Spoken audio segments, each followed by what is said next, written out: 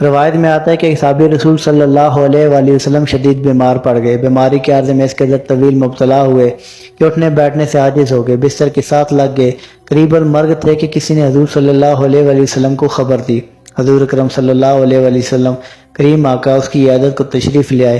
جب اس نے اپنے گھر میں حضور صلی اللہ علیہ وسلم کو دیکھا تو بے ساختہ چہرے پر مسکراہٹ آئی، بول اٹھا، فدا کا امی و ابی یا رسول اللہ صلی اللہ علیہ وآلہ وسلم، میرے ماں باپ، میری اولاد، میرا مال، میری جان آپ پہ قربان۔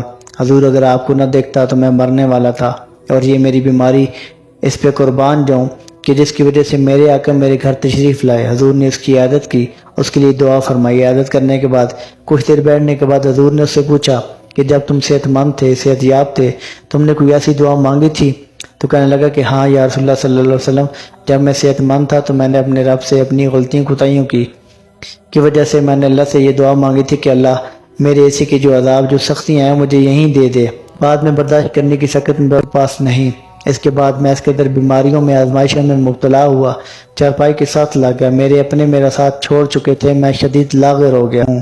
جو نمازیں، جو نوافل، جو ذکر و اذکار وظائف کرتا تھا، میں تو اس سے بھی عاجز ہو گیا ہوں۔ اس پر حضور صلی اللہ علیہ وسلم نے ناراضگی کا اظہار فرمایا اور فرمایا کہ آئندہ کبھی ایسی نامناسب دعا نہ مانگنا۔ کیا تم سمجھتے ہو کہ انسان میں اتنی سکت ہے کہ وہ اللہ کی آزمائش کو برداشت کر سکے؟ اللہ کے عذاب کو تم نے دعوت کیوں دی؟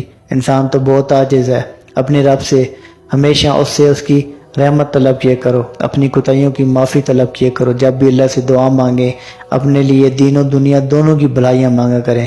کبھی یہ نہ کہا کرے کہ اللہ مجھے دین کی بھلائیاں عطا کر دے۔ حضور صلی اللہ علیہ وآلہ وسلم نے یہ سکھایا ہے کہ آپ اپنے رب سے دنیا کی ضرورتیں بھی مانگیں اور آخرت کے لیے اس سے بھلائیاں بھی مانگا کریں۔ یہ ہمارے لیے سبق ہے۔ اللہ کریم آسانی حاصل اور تقسیم کرنے کا شرف عطا فرمائے۔ حضور کی تعلیمات ہمارے لیے اسوہ حسنہ ہے۔ میں سمجھتا ہوں کہ ہر وہ انسان جو حضور کی سیرت طیبہ کا مطالعہ کرتا ہے اور اپنی زندگی کو سانچہ رسول میں ڈالنے کی کوشش کرتا ہے، جتنا حضور کے زندگی کے قریب گزار رہا ہے، وہ اتنا ہی غموں سے دور ہے، اتنا ہی دنیا کی رنگینیوں آزمائشوں سے وہ دور ہے۔ جس کی زندگی میں جتنا مولا ہے اتنا سکون ہے، جتنا مولا سے دور ہے اتنا ہی رولا ہے۔ اپنا بہت سا خیال رکھیے۔ سلام پہنچے۔